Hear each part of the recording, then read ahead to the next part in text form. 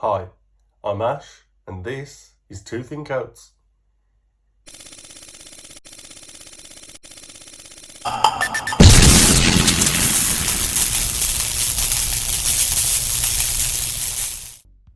Today we're going to be taking a look at issue 2 of Warhammer 40k Imperium. Let's take a look and see what we've got in this one. So we've got a starter brush. Tip on that's not too bad. I'll try using that for painting this one, see how we get on with that. We've also got a new paint. This one's quite a nice brass colour. This will be perfect for painting all the joints, any areas you want more of a coppery brass sort of colour. Got 3 bases and 3 Necron warriors,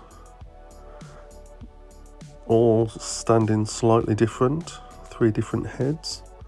It's not too bad. Let's take a look at the magazine. Inside we've got information about the Necron warriors.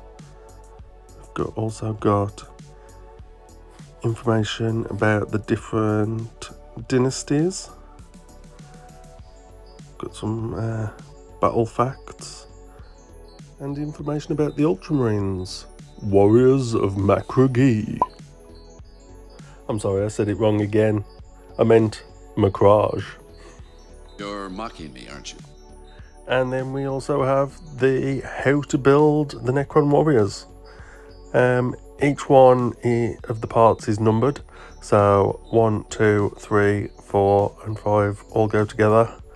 The arms have to go in pairs, otherwise they don't quite line up, so just keep that in mind when you're putting these together. There's also how to get started painting. Obviously at this stage we've only got the one paint, and this shows you which parts you need to paint in the brass colour and on the Royal Warden if you want to follow their exact colour scheme. But we will be painting these 3 miniatures once we've gone through the book in the same style as is on the front cover. Also now we've got some more Necrons. There's some more battles that you can do. 3 Necrons against your Space Marine. Different scenarios you can do using the battle mat that you received in issue 1. And then on the back it shows you what you get in issue 3 and 4. 3 Space Marines and the lovely colour Macragee blue. Are you stupid or something? Because I've subscribed, I also got free gifts with this first dispatch. So let's open these up and see what we've got in here. We've got a plastic glue, plastic cement. That'll come in handy. And then in here is a deburring tool. We'll see how that works. I've not used one of those before. Normally use the back of my knife. And some new snips. See how we get on with those. I'll use both of these while we're building these 3 Necrons. I'll just grab the instructions. And what we're going to do is we're going to use the snips to snip the sprue away from the model, leaving a small amount of the sprue on so as not to distort the model. And just follow that same process for all the parts that you need. Just read through the instructions, make sure you've got all the parts. I forgot the front of the body for this first one, and had to cut that out after. I'm finding with these clippers, these snips, that because they're quite chunky on the end, it's quite difficult to get into some of the parts. I cut this first one out using these new snips, but I do go back to my original Citadel ones. I've got a much finer tip, get a lot nicer cut. Now with the deburring tool, just going along any of the edges where you can see any of the flash lines. I'll just get my knife out just to get to all the more difficult to reach areas. And then if we open up the glue, we'll try this one out. The tip on it's quite fine, but it was coming out really fast. It was at this point that I realised that I had forgotten to cut out the chest piece. So I went back and repeated the same process with that, snipping it out, deburring it, and then we finished gluing it all together. Just a few dabs of glue, I'll hold that. Also then a dab of glue in the head socket, and then glue him to the base. You need to make sure you put a small dab of glue on both feet, otherwise the one that doesn't go into the hole will be quite loose. And there you have it, the first Necron warrior. I started off by base coating all three models with two thin coats of Abaddon Black. That's the name of the channel! And then we go in with lead belcher and a cheap dry brush. Just load the dry brush up with plenty of paint and cover the entire thing. Get into all the areas that under the arms and areas that are a bit more hard to reach, the knees. A few of the areas will be painting gold or brass after, and the weapon will mainly be staying black. So if you can avoid those areas, avoid them. If you get a bit on, don't worry, we can touch it back up with Abaddon Black afterwards. Just go over the whole thing. This will help brighten up the later coats.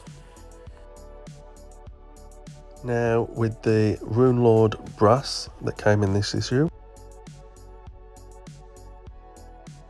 under skeleton, so in any of the joints and areas on the wrists as well that show that under armour, all the spine, and then he's got some pistons around his head as well, holding the head, and also the very back of the head.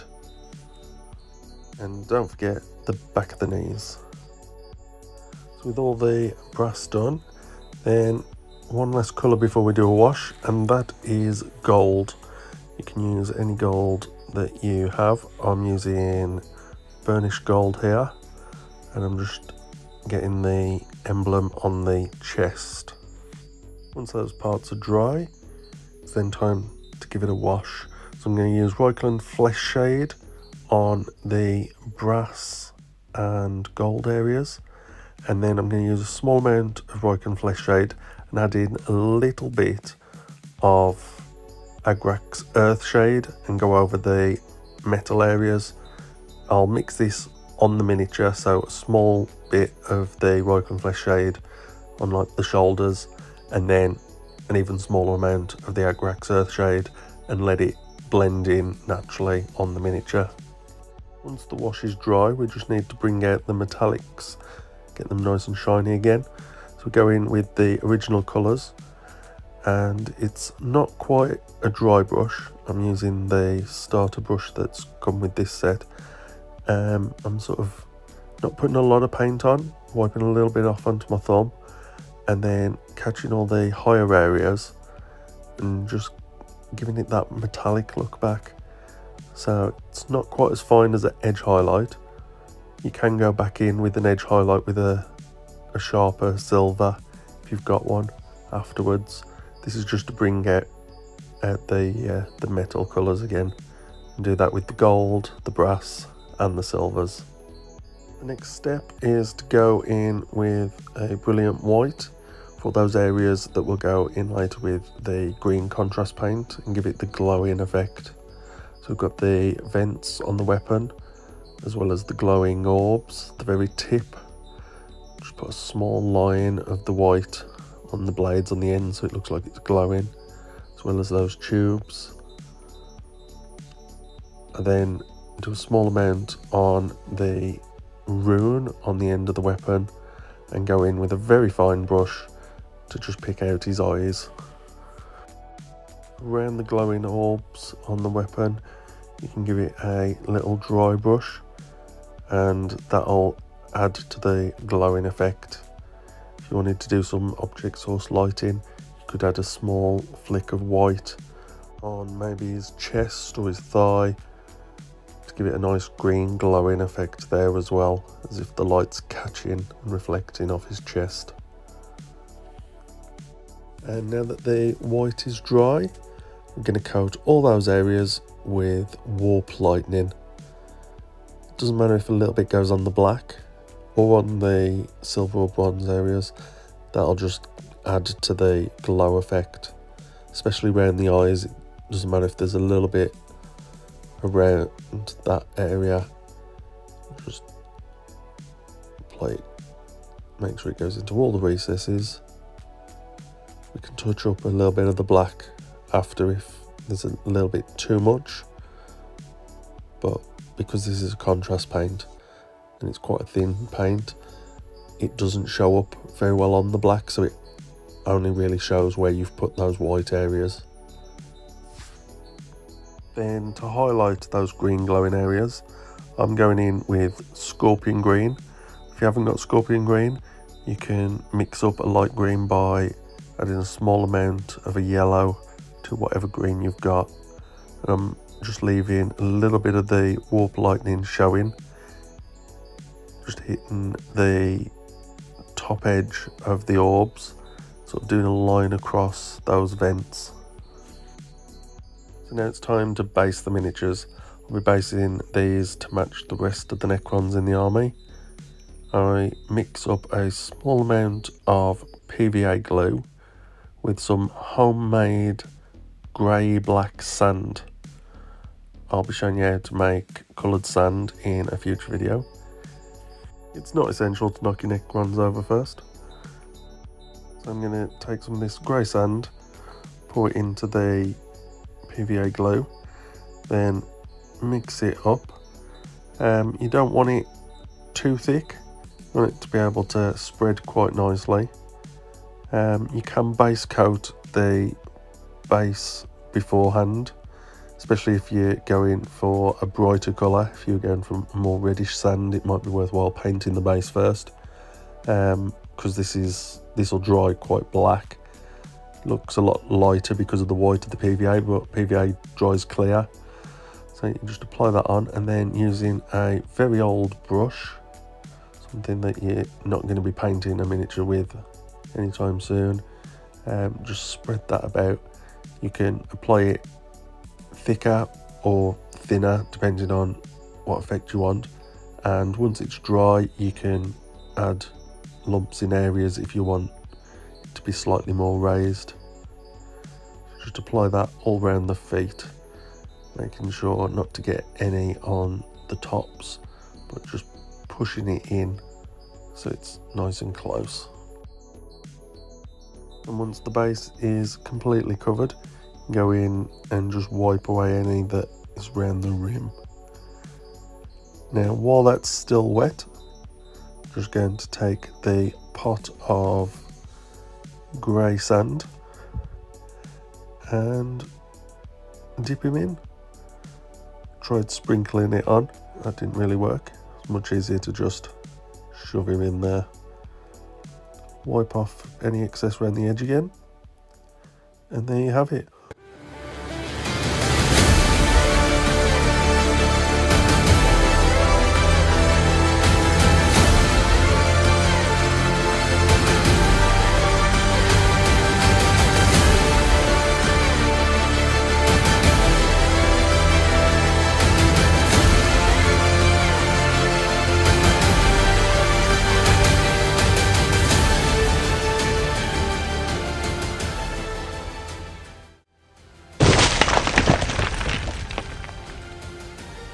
Don't forget to like, comment and subscribe. I've also set up a Patreon, so if you want to help us out that way, it'd be much appreciated. Thanks for watching.